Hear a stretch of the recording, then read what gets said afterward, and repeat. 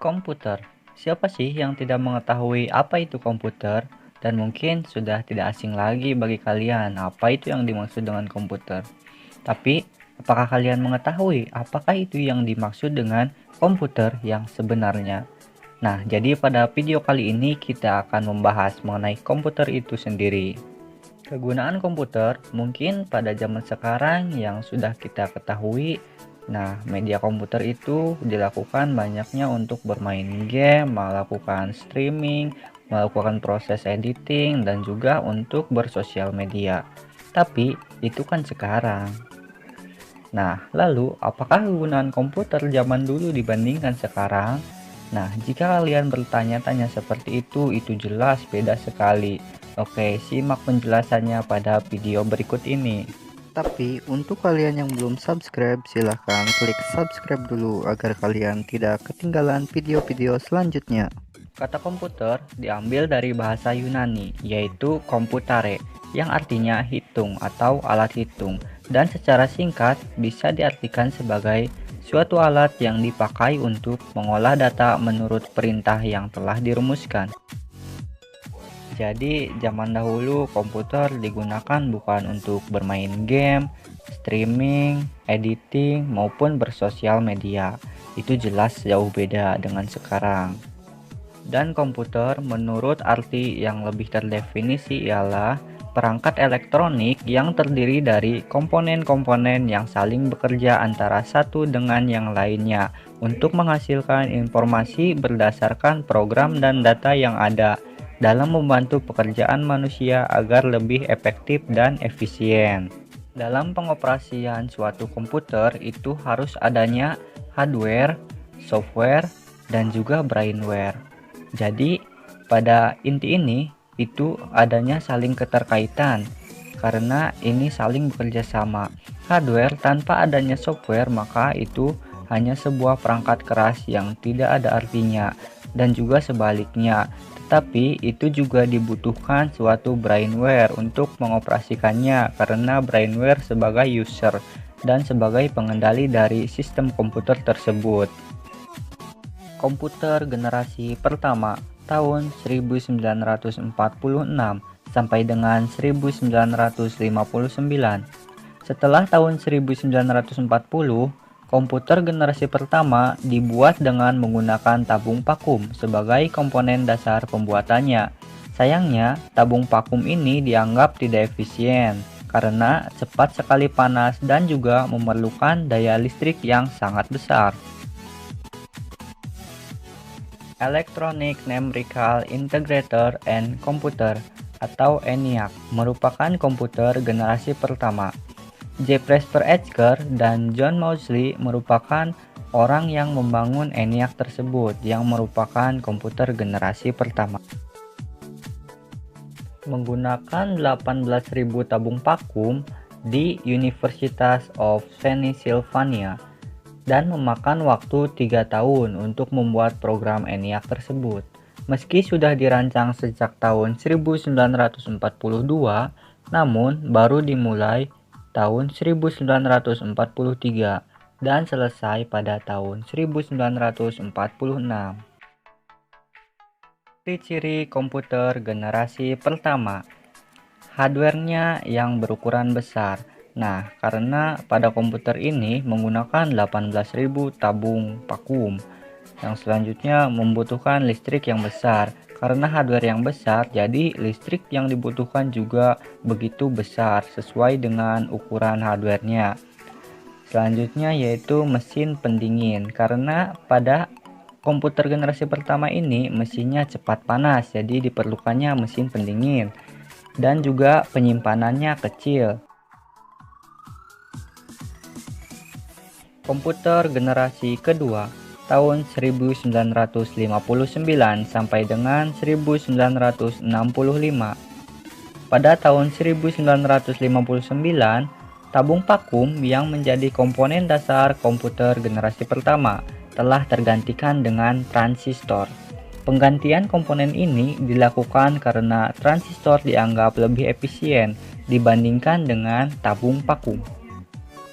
Ciri-ciri komputer generasi kedua.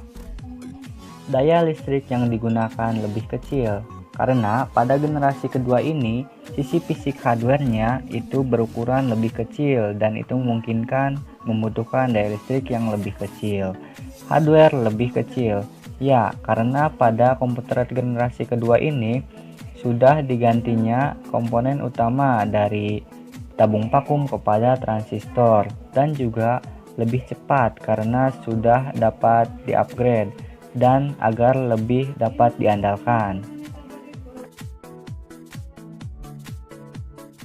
Komputer generasi ketiga tahun 1964 sampai dengan 1970. Pada tahun 1965, komputer dibuat menggunakan Integrated Circuit atau IC. Meskipun IC sebagai komponen dasar utama, transistor masih tetap digunakan, tetapi ukuran dari transistor sendiri itu diperkecil.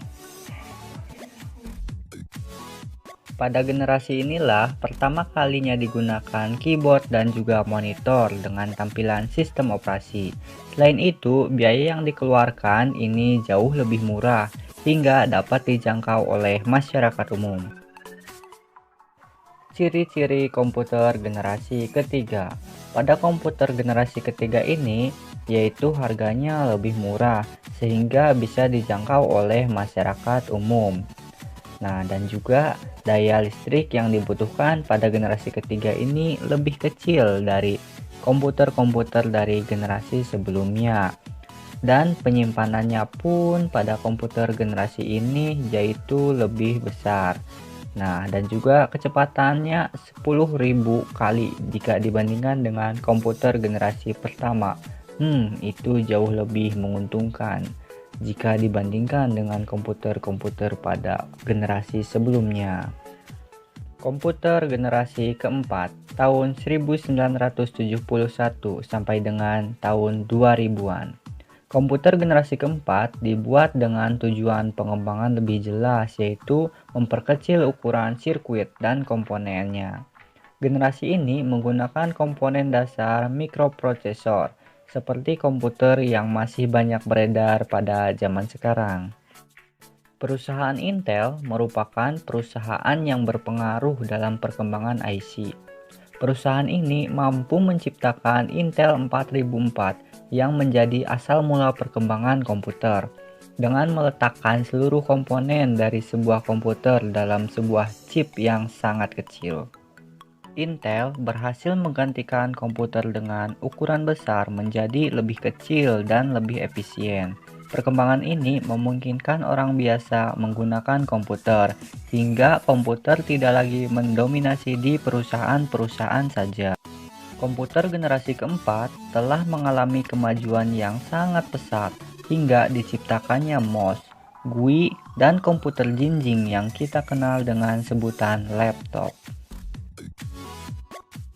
Ciri-ciri komputer generasi keempat. Pada generasi ini, tujuan utamanya yaitu komputer digunakan untuk perorangan dan juga efisien dan dapat dibawa kemana-mana seperti yang kita gunakan pada sehari-hari biasa, yaitu laptop, dan mikroprosesor untuk memorinya. Karena pada komputer ini ukurannya memiliki ukuran yang lebih kecil. Komputer generasi kelima, sekarang sampai dengan masa depan. Untuk mendefinisikan komputer generasi kelima ini cukup sulit, karena komputer ini masih dalam proses pembuatan. Nah, fungsi yang diharapkan dari komputer generasi kelima yaitu dengan adanya kecerdasan buatan, Artificial Intelligence atau AI. Dengan kecerdasan ini, komputer yang diharapkan bisa melakukan komunikasi dengan manusia dan menggunakan masukan visual, dan juga mampu belajar dari pengalamannya sendiri. Ciri-ciri komputer generasi kelima. Nah, pada generasi ini yaitu kecepatannya lebih cepat lagi dan lebih mudah dalam mendapatkan suatu informasi. Ya, karena ini yang dibutuhkan oleh kita pada masa depan menjelang. Selanjutnya lebih banyak bisa membantu kegiatan manusia. Ya, karena pada komputer ini, komputer lebih banyak digunakan untuk suatu pekerjaan dan fiturnya semakin banyak. Nah, karena pasti banyak aplikasi-aplikasi baru yang bisa membantu kita dalam suatu kegiatan sehari-hari.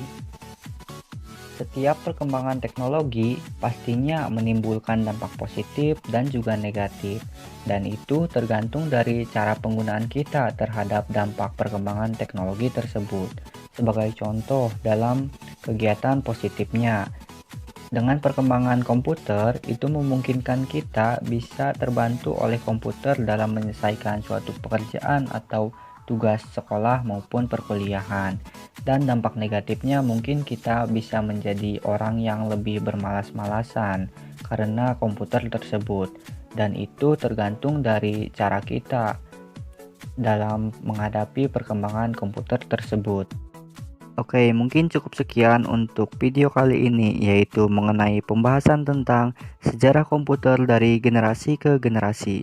Jika kalian menyukai video ini, silahkan tinggalkan like dan jangan lupa untuk berkomentar. Dan jika kalian ingin request, kalian bisa request tentang harapan kalian untuk video selanjutnya. Dan jangan lupa untuk subscribe.